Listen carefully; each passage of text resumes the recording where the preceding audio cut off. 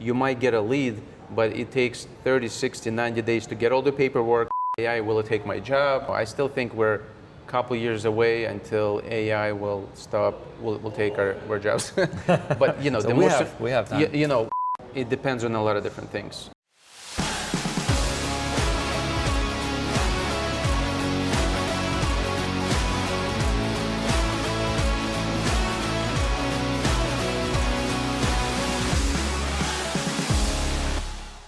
Hi there guys, this is Daniel and Dennis from Media Components, and we are here in Miami. I'm excited to talk about marketing and business. We are strategic partners and we are actually serious about marketing. Let's talk about money metrics and budgets. Imagine we are a company who's playing in the up to 1 million revenue. How much would be the marketing budget for this kind of company? And also explain them how much would you invest if the company goes to 2 million, to 5 million, what would be the budget? And again, maybe you can add some additional marketing channels and funnels, or I don't know, where to invest to get more visibility in the future. Yeah, that's a great question. And I think it also depends on your local market, your competitive analysis, because in some market, which could be more suburban, there might not be more competitors. So you're going to spend less on a click or spend less on exposure on social media. But if we're talking about like metropolitan area, like New York, Philadelphia, Miami, it's very, very competitive market. So companies that are just starting out, we usually recommend a budget $50 a day on Google. And that comes out to be what, like around $1,500 a month to just use that budget for the first month. So Daniel, that's a great question. How much companies should invest into their marketing based on their size? So most of the companies we work in are between 1 to 2 million. They're like a startup or a startup company starting from scratch. So what we usually recommend is do the market analysis, see how competitive the market is. But really, we try not to work with anything less than $1,500 Google budget to really dive into the market and start getting the traffic, start qualifying the leads, and start booking appointments to make sure this lead turns into a client. Yeah, sure. For bigger companies, for example, companies that are established and have been in business, they might be generating revenue for 2 to 5 million and up. They're spending anywhere between $5,000 a month on their ad budget and up. Mm-hmm. And then we do obviously A/B testing campaigns, and we funnel the budget, whether it's Google or Meta. We can create different campaigns. But companies that are higher, they obviously have a bigger marketing budget annually, and they see that it's working. You know, digital marketing and home care obviously is working because I'm noticing more and more, and I have a great case study, the company that we've been working for many, many years, probably close to 10 years. They really scaled up to maybe 10 million and up, and they were spending millions of dollars on traditional marketing. Billboards, buses, they were doing radio commercials, TV commercials. I recently interviewed this client, and he mentioned that he cut that budget down to 60% and utilizing that budget into digital. So they're switching. Yeah. They're switching from the billboards, from the TV ads. They still have a little bit of a presence locally, but the conversion rate and the scalability is much more trackable, and they're noticing much better results by investing into digital. Yeah, it's more focused, and you can track it really, you can analyze it. They were unsure because they were used to growing by having TV ads, and obviously TV gets the best results, but it's super expensive. TV advertising is, you can be paying like $1 million a year, but imagine if you have that budget into like Google ads or Facebook or just doing retargeting or geo-targeting. So that's why now they're about 60% digital and 40% traditional. And it seems to be working really great for them, where they're starting to slowly turn down the traditional and focusing more on the digital and investing into SEO, investing into content, landing pages, YouTube videos, and really focusing on the retargeting inside digital. I'm sure that somebody is asking right now, like, why do they have these minimum budgets, like $1,500 or even $2,000? We know like the technical side of that the campaigns, they need to learn, they need some data, but from the business perspective, let's say, how much is the cost per lead in this niche, and actually how many leads can you get on those 2,000, let's say, which you invested in Google Ads? So that's a great question, and again, it all depends on the area. On average, cost per lead is between $15 to $20 from Google on the market. So it's quite cheap. Cost per lead. Per lead, that's and the lead considered like whether it's a phone call or a form submissions. But what we have found from other clients is the cost per acquisition is between 150 to 200 per client. So It's not also good, every yeah. conversion will turn into business, into client, but those are like the average metrics. So let's say you can acquire 10 clients with the investment of 2,000, right? In the perfect scenario, but what we're noticing, it depends on a lot of different things. You know, a good lead considered somebody's in the market for service in the home care, somebody might be shopping around for better pay. So even though if they don't sign up, they're going to get put into a database which the clients usually remarket or follow up with. That's still considered a good lead. But a perfect lead, yes, somebody needs the service, and they might need the service. They might be a good client, but they don't have the insurance. So there's a lot of different factors come to play. It's a little bit different versus like a trades business, like a HVAC business. You know, they have to have insurance. They have to get qualified. There's a lot of different factors come into play.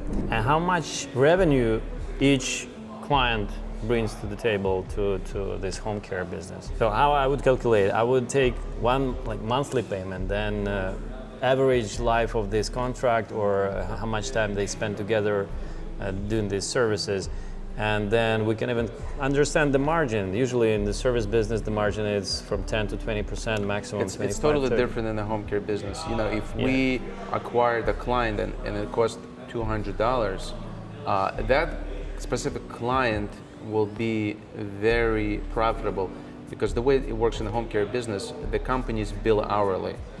So let's say a private pay client, you can get paid between $50 an hour. You can bill. If a client can afford to pay $50 an hour out of pocket, then you know they have 8 hours a day times $50 per hour. That client is super profitable. Yeah. Makes sense, right? But in some cases where the government pays, the company makes money on the caregivers, because the caregiver, you can pay the caregiver, let's say $20, and then the government pays you $24. So you have a margin of $4, which is still profitable. And in those games, in that case, it's the scalability, it's the numbers. You have to grow your census of the caregivers, and the more you have, the more the margin goes up. That's why the companies are looking to scale exponentially, because you're making a lot more money when you have 50 caregivers.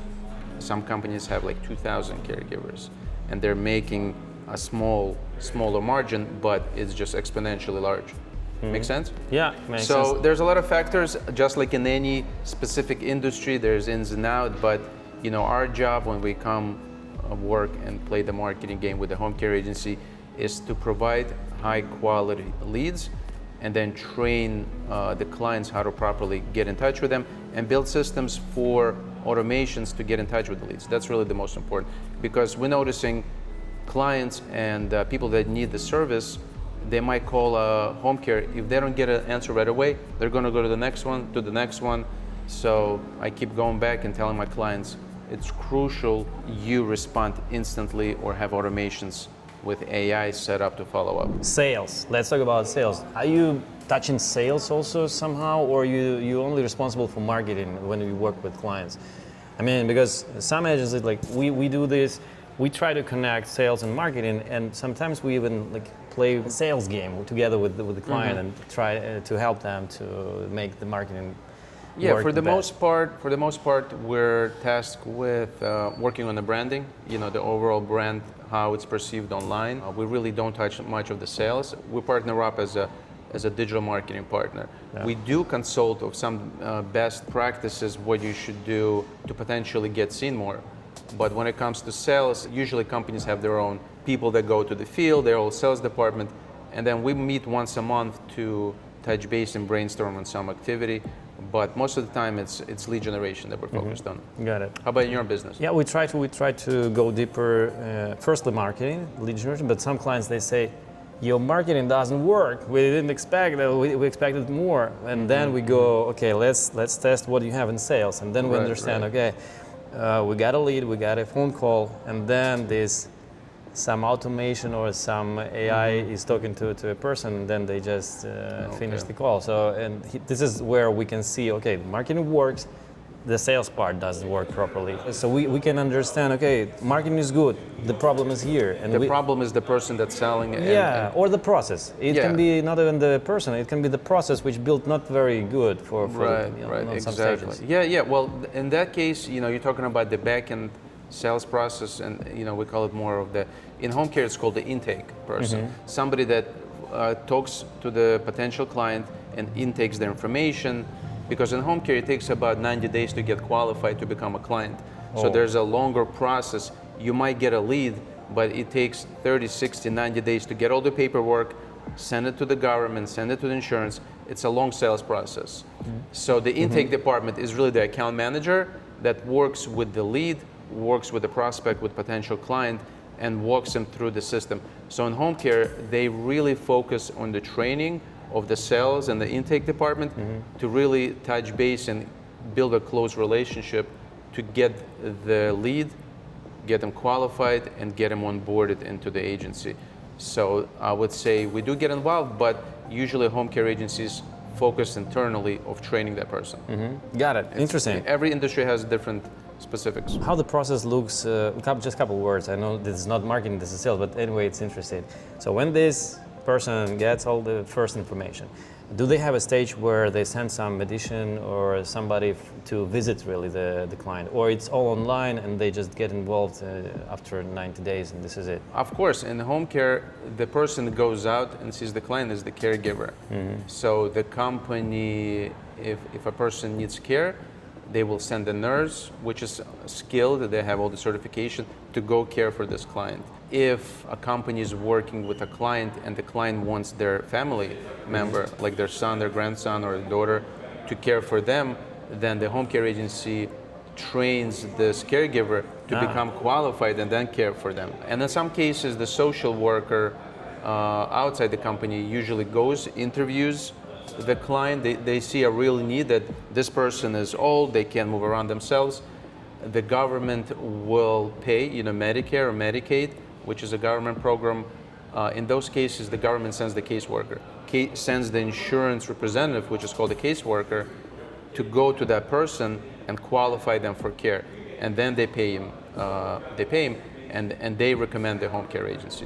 The next question is how do you approach the big clients, the bigger companies? I know that most of the bigger companies, they already try to establish their own in-house marketing department. So how do you connect with their team? Yeah, I mean, a lot of times when the company scales up, obviously they want to save money, they want to have more control, they want to have more analytical power to make their own decisions. And we actually train, we partner up, we have weekly meetings with their internal marketing managers. A lot of companies, they start with us from the beginning and then they scale up and they hire in-house marketing team. And sometimes they hire in-house marketing teams and they say, bye-bye guys, we're good. But most times, and I think they're more successful, where they partner up with us and they keep us on board to really strategically move them forward. The marketing department is responsible for the internal communication, and the marketing manager works with our departments. Because in reality, when you're doing a full service marketing, you need a whole team of people. Yeah. You need an SEO manager, a link building manager, you need a content writer, you need a Google pay-per-click strategist, you need social media organic person who's going to make the content, you need social media lead generation ad manager, you need this, you need this. A one-person or two-person team can do it, but they're going to be overwhelmed, they're going to burn out, and they're going to say, peace, I'm out. And the quality will be totally different. Yeah. So bigger companies realize that because, obviously they're big for a reason, they're smart, and they partner up with us to supplement their internal marketing and bring us on board for the heavy lifting, for the strategy, for the optimization, to do the analysis, to do monthly meetings and go over the data. build the dashboards for their attribution systems.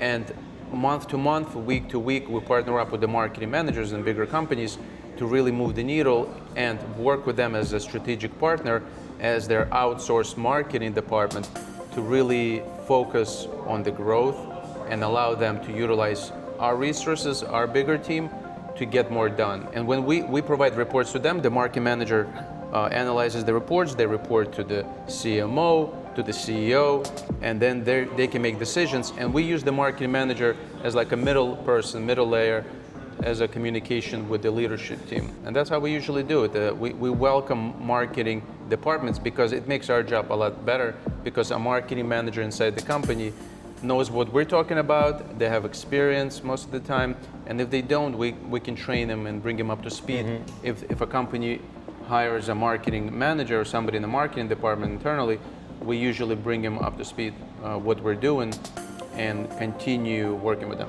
What I understand, usually the biggest or one of the biggest challenges when they try to form the in-house marketing team is to get those people who really understand not only marketing but the business. And with you, when you focus on this niche, when you have this a lot of years of experience, that's great. So they can just receive it right away, and this is just fast move for them. I didn't really understand that some time ago. I thought any marketer can do any marketing job.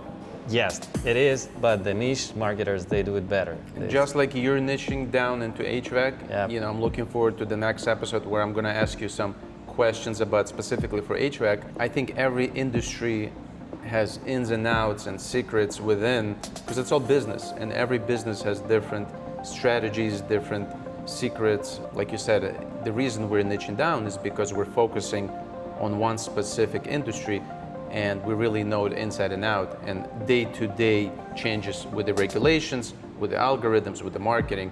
So if you're looking to hire a marketing company, I really recommend working with a specialist who do day in and day out strategies about this specific industry. Yeah. And by the way, I know you have a lot of experience in you and your team, and do you have any open educational project or some I don't know, maybe podcast where you teach them, where you educate your clients, marketers, and generally the market? How do you do this? Yeah, so for example, with the home care space, we do put out constant information. I share blogs. I'm also a member of the Forbes Council, where once a month I share really important articles about the home care agencies. Lately I've been sharing about AI agents, HIPAA-compliant CRMs for home cares.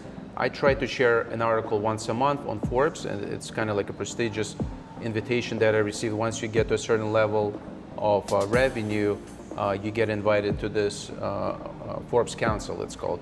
But I also am a member of Home Care Association, where I do webinars about digital marketing, and I shared with that specific industry. And last month we did a podcast with the Home Care Association, and obviously I have my YouTube channel here.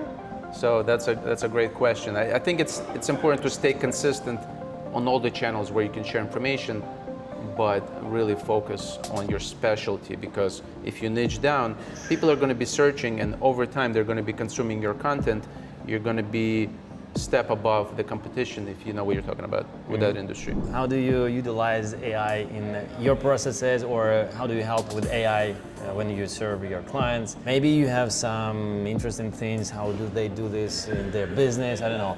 Anything which you have to share about AI? Yeah, AI. That's a fun topic. It's really trending. AI. Will it take my job? Will it do this? Will it do that? I still think we're couple years away until AI will take our jobs. But so we have time. It is replacing some of the busy work. The content generation, the call centers. Yeah. How are we using AI in our business for our clients? There's different ways. Obviously in marketing, AI is an easy way to create content. Generative AI, we use it for content idea generation. Not specifically writing the content, but building a structure, how we're going to structure this blog post, or how we're going to structure this social media update. We have a copywriter on staff who uses AI, but they still run it through other different software to humanize the AI, to really edit and make sure it doesn't look like AI. Make sure the format with emojis and the dashes, because you can tell who uses AI, who just copy pasted from ChatGPT. So, and if we can tell, Google can tell as well. And you know, I know you always promote, can we use AI for content?